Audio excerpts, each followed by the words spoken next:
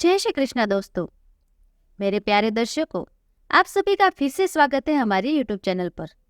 दोस्तों, जिस मौके का पूरी दुनिया इंतजार कर रही थी, आज वह घड़ी आने वाली है। अयोध्या में प्रभु श्री राम का मंदिर बनकर तैयार हो चुका है। 22 जनवरी को भगवान श्री राम की मूर्ति की प्राण प्रतिष्ठा भी की जाएगी।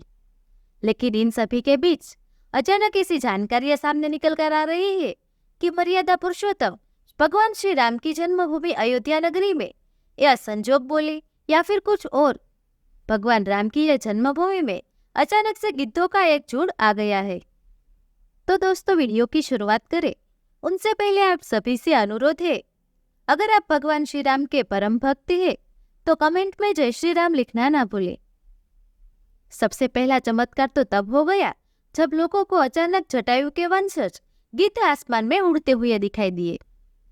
यहाँ तक कि भगवान श्री राम के भक्त इन्हें राम मंदिर की प्राण प्रतिष्ठा में आए हुए मेहमान मान रहे हैं, जो कि पिछले कई सालों से जो प्रजाति लुप्त होने पर है, वह राम मंदिर की प्राण प्रतिष्ठा नजदीक आने पर अयोध्या के आसपास बड़ी संख्या में पहुंच चुके हैं। कई लोग तो इस करिश्मा को देखकर उनकी पूजा भी कर रहे हैं, क्योंकि गिद्ध एक ऐसा प्राणी है जो भारत से विलुप्त हो चुका है। ऐसे में भगवान श्री राम की प्राण प्रतिष्ठा से पहले ही अगर गिद्ध देखने को मिल जाए तो लोग इन्हें चमत्कार मानकर उनकी पूजा भी कर रहे हैं। दोस्तों, इसे भगवान श्री राम की कृपा कही जाए या फिर कुछ और, यहाँ पर पशु पक्षी सहित जटायु भी आ गए हैं। लोग इसे निश्चित से भगवान राम का प्रभाव ही मानते हैं।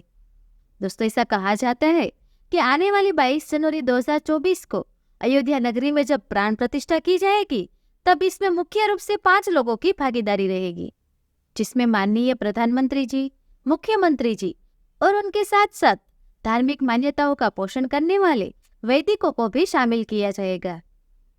दोस्तों, इस वक्त वैश्विक स्तर पर भी लोग अयोध्या को देखने के लिए आतुर हो रहे हैं। इसी वक्त गिद्धों का एक विशाल समूह जो अयोध्या के मिल्कीपुर में पहुंच चुका है। अगर जानकारी के मुताबिक माने तो यह दर्जन भर गिद्धों का झुंड देखने को मिल रहा है।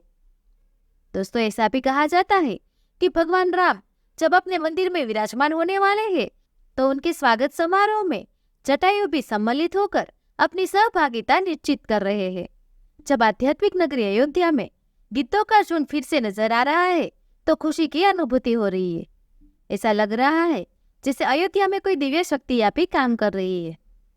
दोस्तों, हम आपको बता दें, गिद्धराज जटायु जो भगवान श्री राम के अनन्य भक्त रहे हैं। वही अगर हम गिद्ध का वर्णन करें तो गिद्ध जिनके डहने बहुत ही विशाल होते हैं, जिनकी सोच बहुत ही खतरनाक होती है और वह सड़े हुए जीव जंतुओं को अपना आहार बनाते हैं, जिनकी आंखें बहुत दूर तक देख सकती है और वह लकड़ियों के घोंसले बनाकर रहते हैं। वह विशेष तरह के रोग से अपने आप को बचाते हैं, जिससे वह पर्यावरण के मित्र कहलाते हैं। यह बहुत ही ताकतवर होते हैं और आसमान में ऊंची उड़ान भी भर सकते हैं।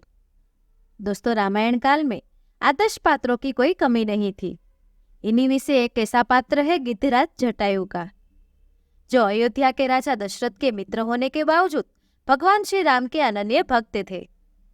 प्रजापति कश्यप की पत्नी विनता से उनके 2 पुत्र हुए थे, अरुण और गरुड़। अरुण जो सूर्य के सारथी बने और उनके भी 2 पुत्र हुए, संपत्ति व जटायु।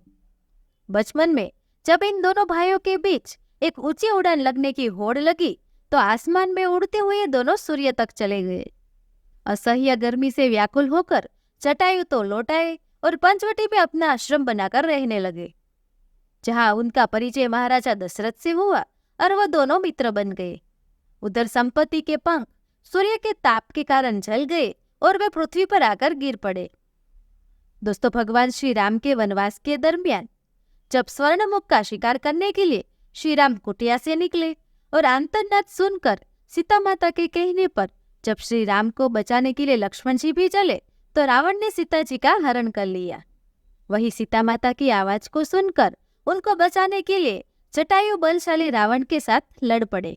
ऐसा कहा जाता है कि एक बार तो रावण के बाल पकड़कर जटायु ने उसे भूमि पर भी गिराया, किंतु वृद्ध जटायु जो बलशाली रावण के सामने अधिक संघर्ष नहीं कर पाए।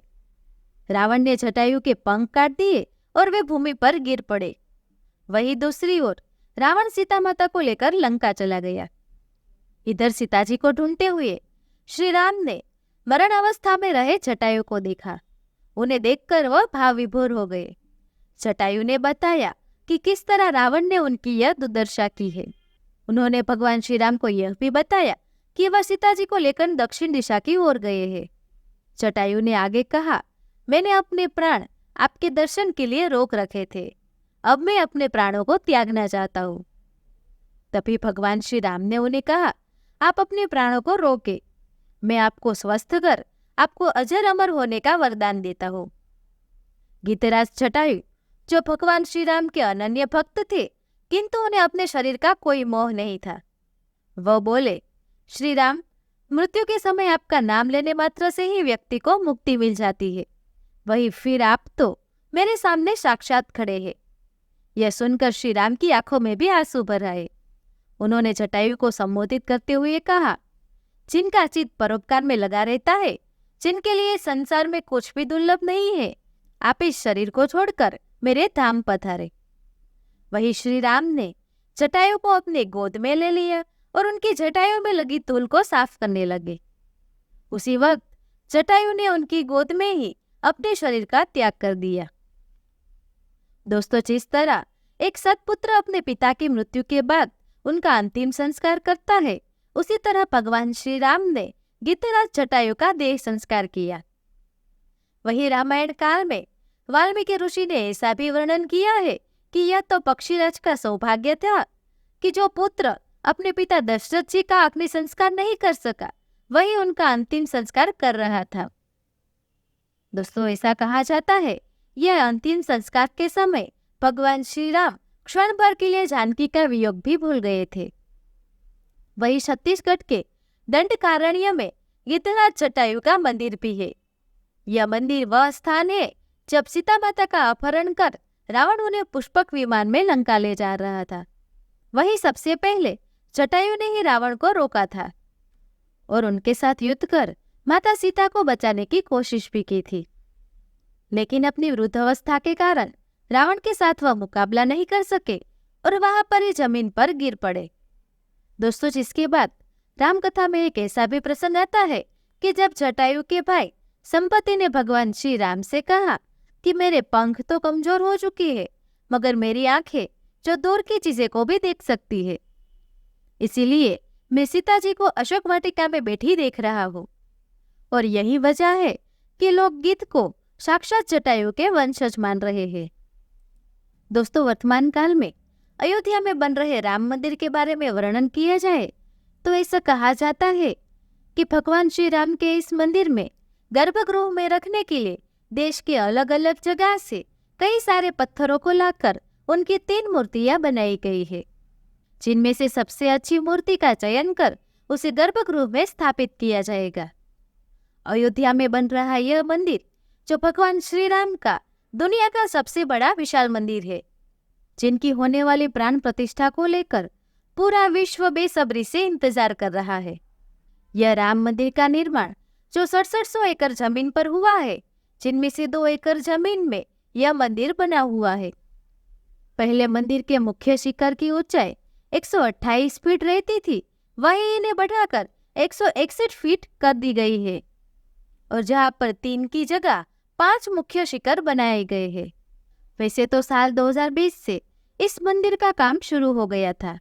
5 अगस्त 2020 को अयोध्या में राम मंदिर की आधारशिला को रखा गया था, जिसके बाद 3 साल तक यह मंदिर के निर्माण का कार्य चला और आने वाले 22 जनवरी 2024 को इस मंदिर की प्राण प्रतिष्ठा की जाएगी।